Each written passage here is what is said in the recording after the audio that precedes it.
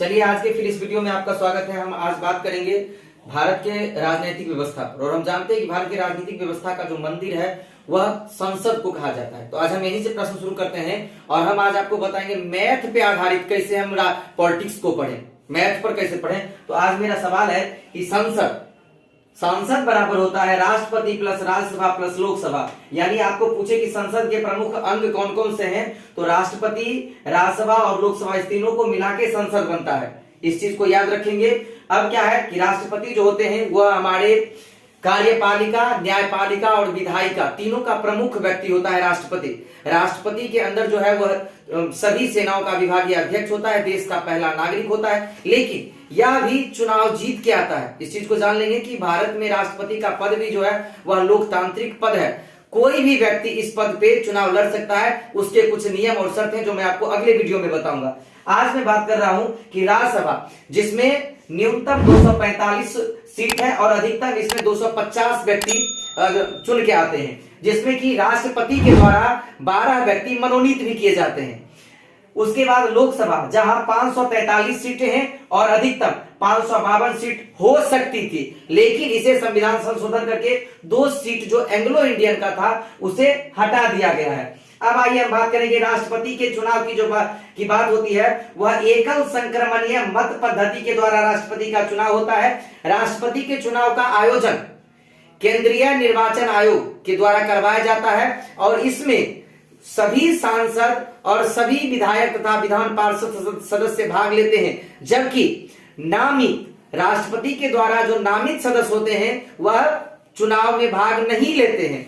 वहीं राज्यसभा के सदस्यों के चुनाव में विधायक और सांसद भाग लेते हैं जो चुनाव जीत के आते हैं, जबकि लोकसभा के जो सदस्यों का चयन होता है, चुनाव होता है, उसमें आम नागरिक भाग लेते हैं जिनका उम्र 18 वर्ष हो गया हो और उनका नाम मतदाता सूची में हो।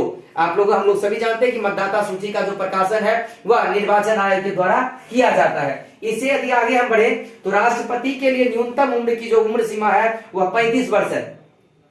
35 वर्ष का कोई महिला, पुरुष या अन्य व्यक्ति जिसे हम आप थर्ड जेंडर कहते हैं, तो यदि उसकी उम्र 35 वर्ष है तो वह चुनाव लड़ सकता है। वह शर्त है कि राष्ट्रपति के चुनाव लड़ने के लिए चाहिए जो ये दोनों होते हैं वो अपने आप में सांसद या विधायक होते हैं। इसके अतिरिक्त हम बात करें तो राज्यसभा में चुनाव लड़ने का जो उम्र है वह 30 वर्ष है और लोकसभा में जो चुनाव लड़ने का उम्र है वह 25 वर्ष है, जबकि पंचायती राज में चुनाव लड़ने का जो न्यूनतम उम्र है वह 21 वर्ष है और मतदान करने का जो न्यूनतम उम्र है वह 18 वर्ष है।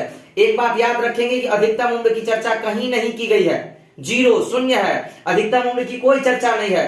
18 साल आपका हो गया, आप वोटर लिस्ट में नाम जुड़वाइए और जाके वोट दबाइए, लेकिन पैसा कौड़ी से बच के निष्पक्ष व्यक्ति बनिए, तब एक जिम्मेदार नागरिक बनिएगा। समझ न गए? इधर उधर बकलोला बकलोली का फेर में नहीं। आगे बढ़ेंगे कि राज्यसभा में राष्ट्रपति के द्वारा 12 सदस्य मनोनीत किए जाते हैं। जैसे अभी वर्तमान में कहे तो मैरी कॉम राज्यसभा की सदस्य है, लेकिन कहां से आई है तो राष्ट्रपति मनोनीत किए हैं। अभी जैसे हम आप सभी जानते हैं प्रोफेसर राकेश सिन्हा, ये शिक्षा से मनोनीत नामित हैं, इन्हीं को मनोनीत भी कहते हैं, नामित भी कहते हैं। तो 12 सदस्य है, लेकिन ये सदस्य जो होते हैं ना, ये अपना विचार देंगे, विचार दे सकते हैं, लेकिन ये वोट के समय ना है। वोट के समय कहेंगे चलो तुम यहां से हटो, तुम्हारा अधिकार वो नहीं है। और लोकसभा में मैंने पहले कहा था कि 2 सदस्य की व्यवस्था थी, जब इसे संविधान संशोधन करके हटा दिया गया। किसको हटाया गया तो याद रखिएगा, एंग्लो इंडियन। एंग्लो इंडियन किसको कहते हैं तो जिसके माता या पिता दोनों में से एक भारत का हो और एक विदेश का हो, तो एंग्लो इंडियन। समझते हैं ना, वही चीज होती है। आगे है कि इस दोनों सदन में, लोकसभा में भी और राज्यसभा में भी 3 प्रकार के सत्र बुलाए जाते हैं।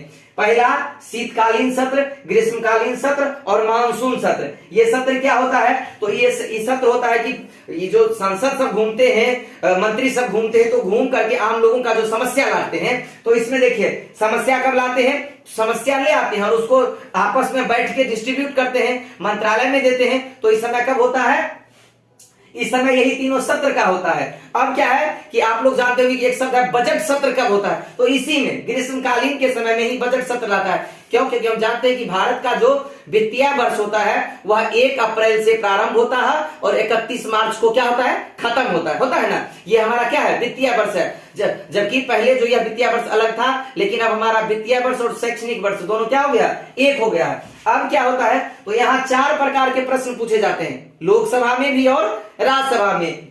तो प्रश्न कौन होता है, तो तारांकित, अतारांकित, पूरक और अनुपूरक। अब क्या है, तो लोकसभा को चलाने के लिए एक अध्यक्ष होता है, पूरे सदन मिलके ना एक मुखिया चुनता है, कहता है कि मुखिया जो होंगे ना वो लोकसभा को क्या करेंगे, चलाएंगे। तो करते क्या है, तो सदन में शांति व्यवस्था बनाए रखना, सदन में जो सदस्य बोल रहे हैं उनको बोलने की अनुमति देना, कौन सा तथ्य जो है वह रिकॉर्ड किया जाएगा और कौन सा रिकॉर्ड से निकाल दिया जाएगा, किस पे मंत्री जवाब देंगे, किस पे जवाब नहीं देंगे।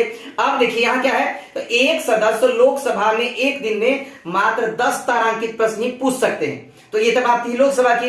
अब राज्यसभा में क्या है, तो राज्यसभा में भी एक अध्यक्ष होता है, लेकिन जानते हैं कौन, भारत के जो पदेन उपराष्ट्रपति होते हैं वह राज्यसभा के क्या होते हैं, अध्यक्ष होते हैं। तो इतना चीज आप लोग समझ गए कि एक व्यक्ति एक दिन में 10 ही तारांकित प्रश्न पूछ सकता है। तारांकित प्रश्नों का जवाब सदस्य को तुरंत सदन में देना पड़ता है, जबकि और जितने भी हैं रुक के देना पड़ता है। तो इसमें ढेरों सारे संविधान के अनुच्छेद भी हैं, लेकिन इस चीज को हम अभी नहीं बताएंगे, क्योंकि जानते हैं आपको ये वीडियो कैसा लगा ये पहले आप हमको बताइएगा कमेंट में। और यदि आप हमारे चैनल पे नए हैं तो सब्सक्राइब कीजिएगा, वीडियो अच्छा लगा हो तो शेयर कीजिएगा, और उससे भी अच्छा लगा होगा तो आप नीचे मेरा नंबर दिया गया होगा, वहां बात करके हमारे पे क्लास को भी ज्वाइन कर सकते हैं। धन्यवाद।